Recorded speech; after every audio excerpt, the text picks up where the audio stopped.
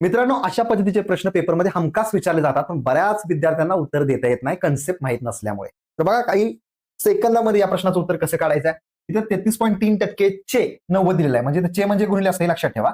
आणि टक्के काढण्यासाठी आपण काय करणार आहे, 1/3 घेणार आहे.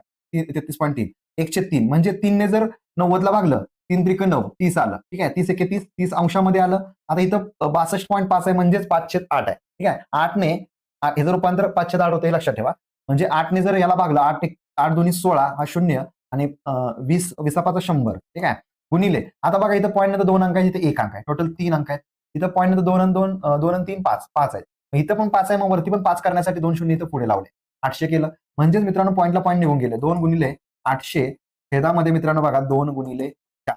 ठीक आहे, बेके बे बेके बे 4 एके 4 4 दोन्ही 8 हे 2 शून्य वरती आले. या 2 शून्याला हे 2 शून्य कटले. ठीक आहे, आणि म्हणजे 30 दोन्ही 60 हे तुमचं आन्सर असणार आहे. ऑप्शन ए करेक्ट आहे. या प्रश्नाचं उत्तर तुम्ही कमेंट बॉक्समध्ये लगेच द्यायचं आहे मित्रांनो. आणि SJN अकॅडमीचा ऍप डाउनलोड करा.